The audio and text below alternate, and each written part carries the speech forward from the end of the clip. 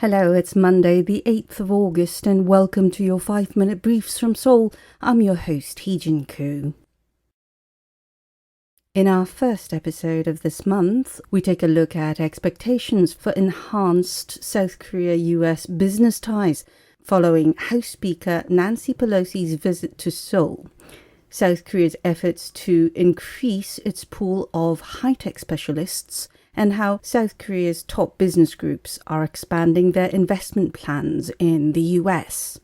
Plus, we'll give you details of Pohang City reaching out to Pennsylvania, seeking possible exchanges and partnership, and outline a recent surge in South Korean flight services for travelers with pets. Let's begin our 5-minute roundup.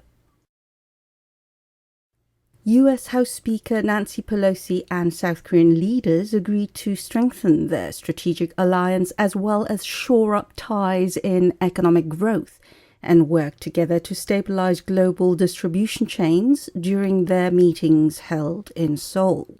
A House of Representatives delegation led by Pelosi arrived in Seoul on Thursday for back-to-back meetings with lawmakers and business leaders.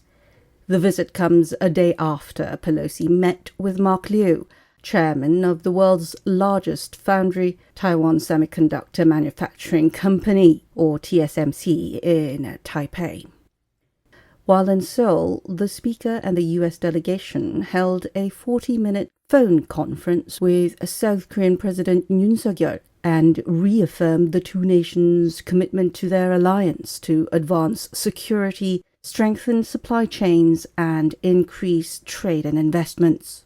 She also held a meeting with her counterpart, National Assembly Speaker Kim Jin-pyo, who lauded the prompt legislative move by the U.S. Congress passing last month its ambitious American Chips and Science Act. The legislation aims to facilitate semiconductor development.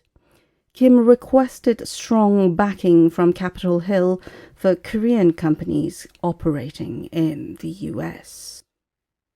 And South Korea, for its part, is acting on plans to expand investment not just in fabs but also in personnel for the tech industry. South Korea will introduce new visas for global developers, researchers, and interns in the field of science and high-tech industries as part of its interagency efforts to expand the nation's pool of new talent in the sector. The Ministry of Justice announced on Friday it will issue E7 and D10-3 high-tech field visas for experts, researchers, and students specializing in the digital, technology, and telecommunications sectors.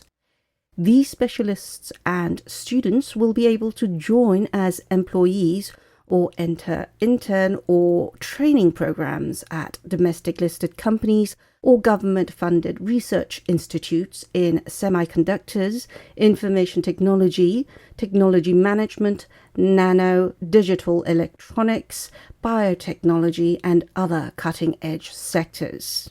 The move is in line with President Yoon Suk-yeol's pledge to boost support for the nation's high-tech industry, which is constantly seeking new talent to further next-gen advances in the area.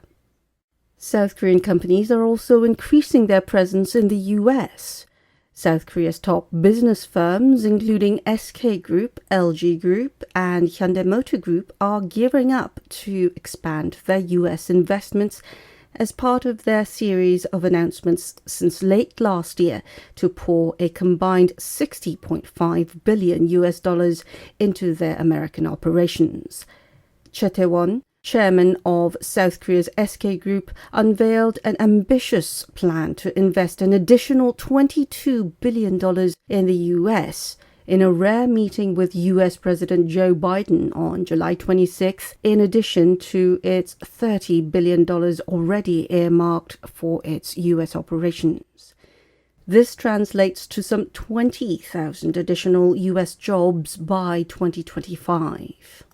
SK plans to focus its investments in the high-tech sector, particularly in the field of semiconductors, ranging from boosting the relevant ecosystem, enhancing the stability of distribution chains for relevant materials, advanced packaging, and test facilities. The business group also plans to allocate funding for its electric vehicle battery plants, green energy, and bolstering its bioscience and biopharmaceutical operations.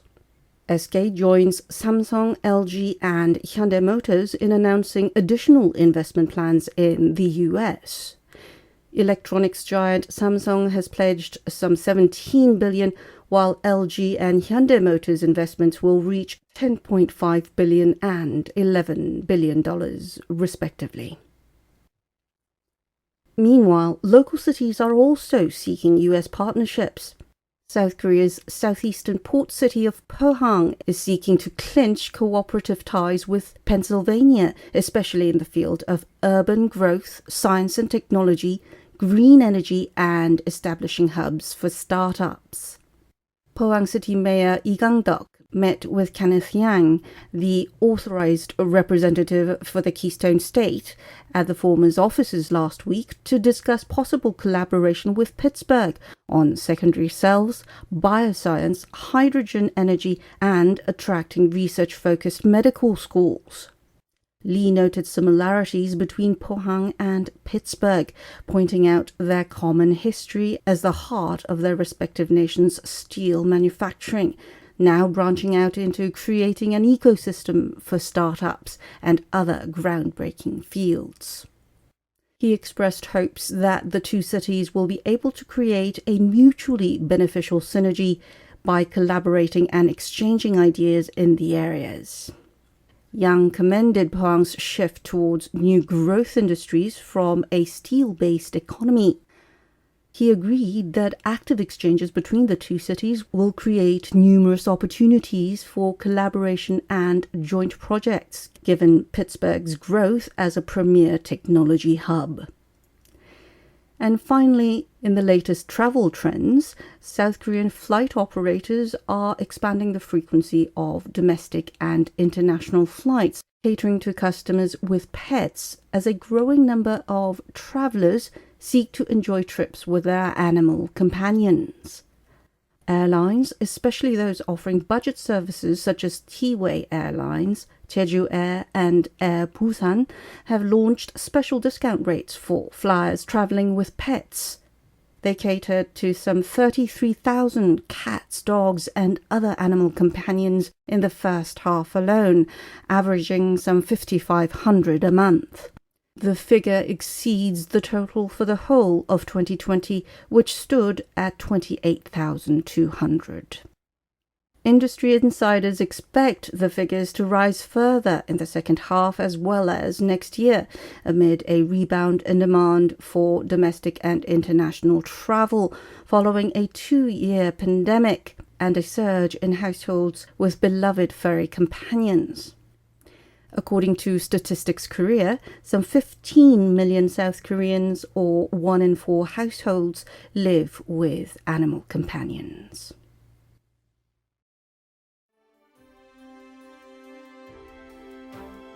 That wraps it up for this edition of 5-Minute Briefs from Seoul.